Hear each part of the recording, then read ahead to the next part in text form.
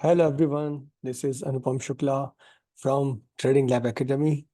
और आज Nifty tomorrow series में हम निफ्टी का आज का किस तरीके से परफॉर्मेंस रहा, कैसे सेक्टोरियल इंडाइसेस परफॉर्म किए, किस तरीके का मार्केट ब्रेथ रहा और डेरिवेटिव डाटा के हिसाब से हम कल निफ्टी का किस तरीके का मूवमेंट उम्मीद करते हैं। साथ में यही डाटा बैंक निफ्टी का भी हम देखेंगे। कल निफ्टी की वीकली एक्सपायरी भी है और साथ में कुछ स्टॉक जिन पर हमारी कल नज़र होगी। डिस्क्लेमर दोस्तों यह है कि ये पूरी सीरीज और ये वीडियो एजुकेशनल पर्पस के लिए है। इसे किसी भी तरीके की आप इन्वेस्टमेंट एडवाइस ना समझिए। तो सबसे पहले हम बात करते हैं निफ्टी पे। तो आज जिस तरीके से आपने निफ्टी को देखा कि एक समय तो निफ्टी ठीक लग रहा था, लेकिन बाद में डिक्लाइंस करीब करीब 37 के आसपास बाजार के बंद होते होते हो गई। तो 1:3 का रेशो हो गया कि अगर एक एडवांस था तो 3 डिक्लाइंस थे। तो ये बाजार की जो स्थिति दिखाता है, जो हमने कल की वीडियो में भी कहा था कि मिड कैप स्मॉल कैप जिस तरीके से कल लाल हो रहे थे, तो ये एक पॉज का, एक करेक्शन का इंडिकेशन हमको लग रहा था। आज जिस तरीके से निफ्टी ने क्लोज किया है, तो अभी टेरिटरी इसकी जो है वो बुलिश ही है, लेकिन यहाँ पर एक बड़ी तगड़ी बेयरिश इनगल्फिंग कैंडल बनी है जो इस चीज़ को दिखाती भी है कि ये किस टेरिटरी में इस समय बनी है और किस कैंडल के साथ में बनी है। तो इसे और करीब से देखते हैं कि किस तरीके की एक्टिविटी आज दिन में रही। तो सबसे पहले तो हम देखते हैं कि जो आखिरी 2 घंटे थे उसमें काफ़ी गिरावट तेज आई, फिर वो संभली और फिर से गिरावट आई। तो ये जो लेवल इस समय बन गया है 22,000 के आसपास का, ये बड़ा एक डिसीजू लेवल कल के लिए होगा। अगर कल जिस तरीके से ग्लोबल इंडाइसेस के परफॉर्मेंस आज होते हैं, लेकिन वहीं कल अगर ओवरऑल मार्केट का ब्रेथ और प्री मार्केट कमजोर खुलता है तो हम इस लेवल को टेस्ट होते हुए देखेंगे, जिससे नीचे थोड़ी गिरावट की हम उम्मीद कर सकते हैं। तो अभी ये लेवल 3 बार टेस्ट हुआ है लेकिन टूटा नहीं है, तो हम अभी इस पर भरोसा करते हैं कि निफ्टी यहाँ पर अपने को टेस्ट करेगा और इसको सस्टेन करने की कोशिश करेगा। डेरिवेटिव डाटा क्या बोलते हैं, इस पर हम एक नज़र डालते हैं। तो डेरिवेटिव डाटा जो इस समय बतलाते हैं कल की एक्सपायरी के हिसाब से, तो 22,000 पर स्ट्रॉन्ग ओआई कॉल साइड पर है और करीब करीब आप देख सकते हैं 30 लाख से ऊपर इसमें यहाँ पर ऐड भी हुआ है। वहीं पुट साइड से यहाँ पर अनवाइंडिंग हो चुकी है और पुट साइड का जो ओवरऑल जो ओआई था वो ज़्यादा था कॉल साइड से। उसके बाद अगला लेवल 21,900 का है। तो ये गिरावट का इंडिकेशन, एक उम्मीद मार्केट को हो सकती है कि 22,000 से 21,900 को ये टेस्ट करे।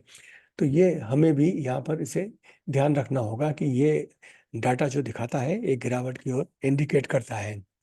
वही बात गिफ्ट निफ्टी की इस समय क्या इंडिकेट करती है, तो गिफ्ट निफ्टी इस समय फिलहाल 0.17 के आसपास है।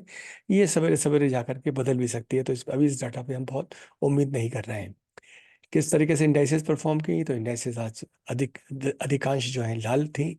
मिड कैप भी बहुत तेज गिरावट में, स्मॉल कैप भी बहुत तेज गिरावट में, 1-1% से ऊपर। तो ये जो लाल आज पूरा मार्केट बना हुआ था, इसमें रियलिटी, मेटल, कुछ हद तक और पीएसयू बैंक यही चलते दिखे, तो ये मार्केट की एक कमजोर स्थिति दिखाती है जो हो सकता है कल कंटिन्यू हो जाए। रही बात कि अगर हम ओवरऑल मार्केट का टेक्सचर देखते हैं, तो 37 डिक्लाइंस और 11 एडवांसेस थे। आइए बैंक निफ्टी पर नजर डालते हैं। निफ्टी बैंक जिस तरीके से हम देख रहे हैं कि इसमें डिक्लाइंस 8 थे, एडवांसेस 4 थे और एडवांसेस भी बड़े इम्प्रेसिव नहीं थे। एसबीआई एन जरूर, एसबीआई जो है वो 1.57% इसमें ग्रीन निशान में है, इतना इसमें प्राइस इंक्रीज हुआ। लेकिन बाकी जो परफॉर्मिंग जितने बैंक थे वो कमजोर स्थिति में, जिसमें एचडीएफसी बैंक पे भी हमारा जो नज़र है, तो कोटक एचडीएफसी 1% से ज़्यादा गिरे हैं। तो ये कमजोर टेक्सचर दिखाता है। नज़र डालते हैं इसके चार्ट पर। तो बैंक निफ्टी का चार्ट जो है आज दिन में अगर हम देखते हैं, तो एक ऊपर जाते जाते उसने अपने को होल्ड किया और पिछली कैंडल की हाई के आसपास क्लोज हुआ। तो अभी भी ये डाटा बहुत इन्फीरियर नहीं है, क्योंकि एक हम यहाँ पे शॉर्ट कवरिंग को देख रहे हैं। ईएमए के ऊपर अभी सस्टेन करता है, तो अगर इस तरह के पीएसयू बैंक चले हैं और कल अगर बैंक परफॉर्म करते हैं, तो भी काफ़ी हमको कल ये चार्ट कुछ प्रॉमिसिंग दिख सकता है। ओआई बिल्डअप की बात 47,000 के आसपास, 13 लाख के आसपास और 4 लाख इसमें नया जुड़ा है। वहीं पुट साइड 4 लाख जुड़े तो हैं, लेकिन टोटल ओवाई वहाँ पर 11 लैक्स के आसपास ही है। तो कॉल का जो ओआई है 45,000 पे, वो बड़ा स्ट्रांग है।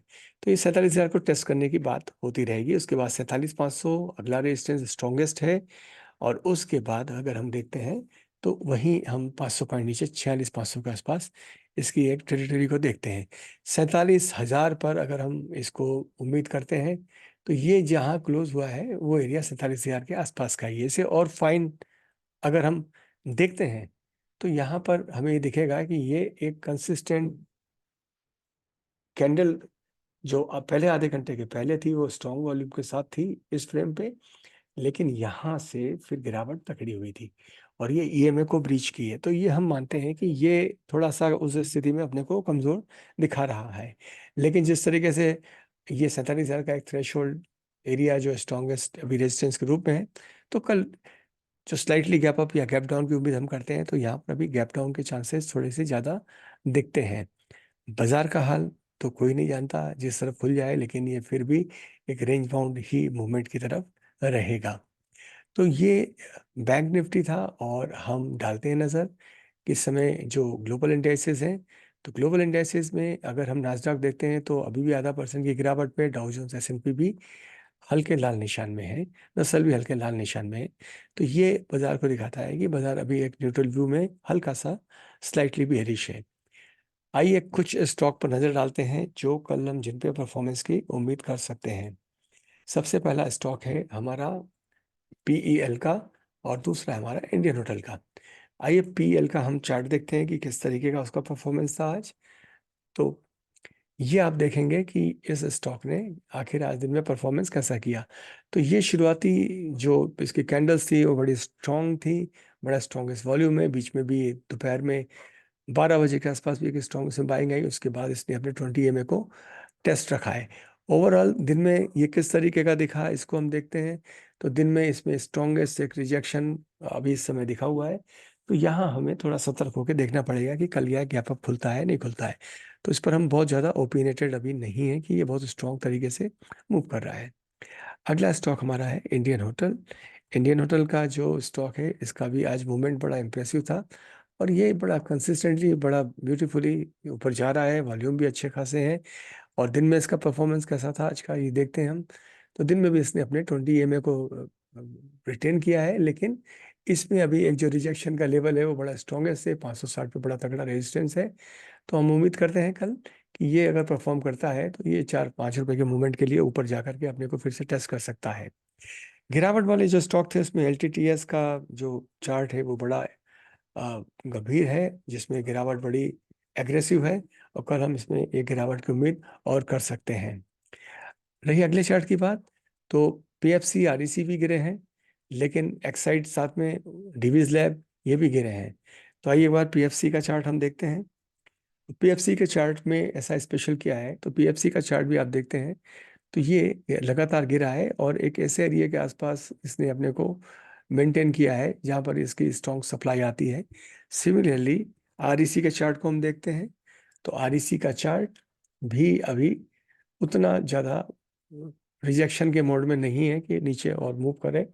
एक इसमें हम करेक्शन की उम्मीद करते हैं कि शॉर्ट कवरिंग हो, उसके बाद फिर 20 एमए को रिटेस्ट करके ये फिर नीचे जा सकता है। बालकृष्ण इंडस्ट्री का चार्ट जो है उसमें ऐसा क्या आज खास था, तो बालकृष्ण इंडस्ट्री में हम देखते हैं कि गिरावट तो तगड़ी थी, लेकिन आखिरी में 2 कैंडल्स इसे संभाल के बैठी हुई है। तो यहाँ भी हमारा कन्विक्शन बहुत हाई नहीं है। एक्साइड का चार्ट ये भी आज नज़र में था।